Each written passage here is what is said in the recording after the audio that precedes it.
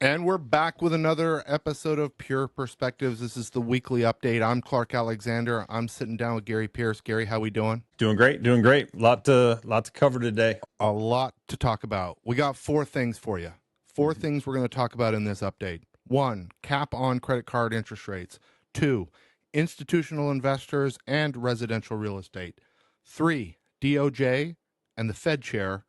And the big one, the $200 billion in mortgage bonds. We'll touch on that one. So stick around for that. Reminders. Give us a like, give us a subscribe. Would love to hear from you. Leave us a comment. Let's start with number one. It has been proposed by our president that he wants a 10% cap on credit card interest rates. What do you know about this one? Well, I love where he's going. I don't think this is one of those shake my magic wand and all of a sudden credit cards are now not 28%, they're 10%. So I think Congress is going to be stepping in here shortly. I think they'll get some juice out of this. I don't know to what extent. Again, we've talked about this before, JP Morgan Chase, these big hitters, they're not going to be real excited about this for all the obvious reasons. I don't have to really get into why, but you just cut out, I don't know, easy math. We're right at, 60% of their revenue, but there's something that can be done. What that is, I don't know, but I think you'll see some kind of activity out of Congress that will benefit the consumer in the long run. Yeah, something will come out of it. This probably is not the end result, but I think, there's enough smoke where it's a good headline. Yep, it's a good headline. I mean, we're talking about it. Yeah, for sure. All right, well, stay tuned on that one as we learn more.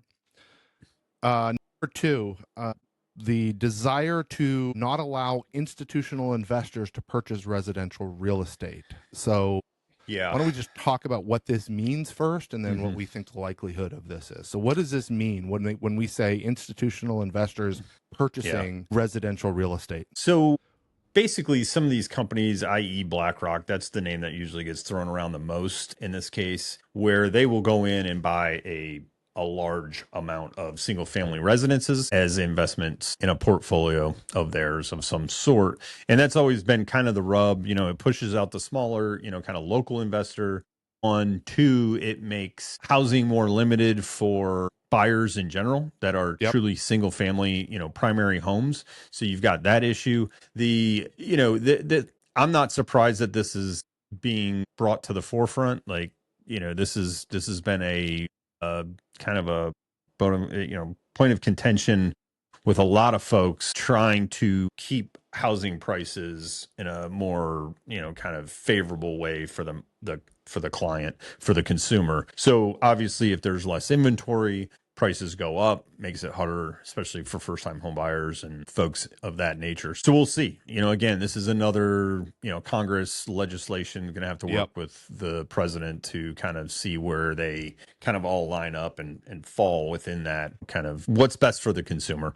We'll see. And they're able to come in, and we're not talking onesie twosies. They're gobbling up a lot of residential real estate. And when you look at supply and demand, and supply goes away, demand goes up, prices go up. So it's not good for the consumer. It is putting handcuffs on the American dream, if you will. So that'll be an interesting one to follow as well. Number three, the Department of Justice is investigating Fed Chair Powell. What do we know about this spicy one? Yeah, so this goes back to the Fed did a huge renovation on one of their buildings. And so apparently blew through budgets. It was, Trump had an interview with Powell back, this was probably end of last year, maybe fall of last year. And they were there, and it's a bad thing. Obviously, Trump is full court press on getting Powell removed. Powell has till May on his term. He has indicated that he has no interest in leaving early. Trump doesn't love his tactics with keeping the Fed funding rate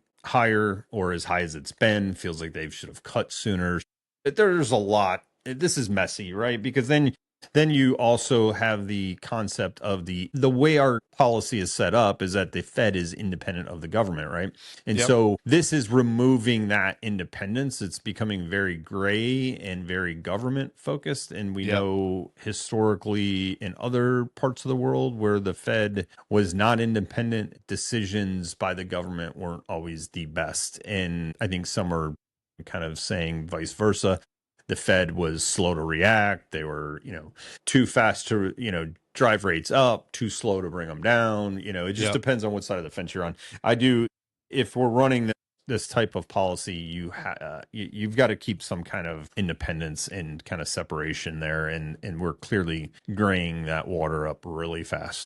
Yeah, yeah, it's when you start to have direct control over Fed Mm-hmm. policy and it becomes a mechanism for driving increased approval ratings versus what's good for the actual economy, Mm-hmm. that is a very, very slippery slope, and Yeah, we can get into a whole heap of trouble. We wouldn't feel it immediately, but down the road, somebody's going to have to pay the piper, yeah, and for sure. it would be ugly. Okay, Yeah, well, that's a spicy one. We'll follow that one as well. And I guess the big yeah, one, number 4 on our list, is Trump has requested that his team go out and really demand the purchase of 200 billion in mortgage bonds, right? So yeah. mortgage-backed securities. So this is a big number. What do you know about this one? Yeah, so the impact could be a quarter to a half a point, maybe in rate, depending on how other economic factors kind of alongside, unemployment, all the other Yeah, stuff that we've talked about for months,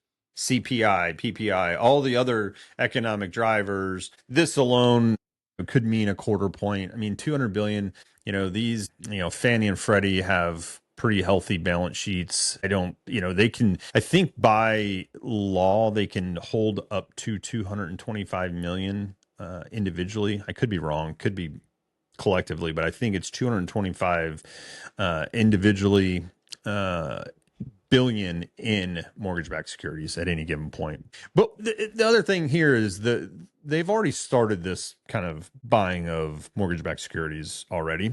So what they're trying to do is, in lieu of economic factors, i.e., unemployment jumping or inflation dropping, using this to kind of bring rates down. This is kind of what happened in 2020 with during the kind of the COVID timeframe COVID era.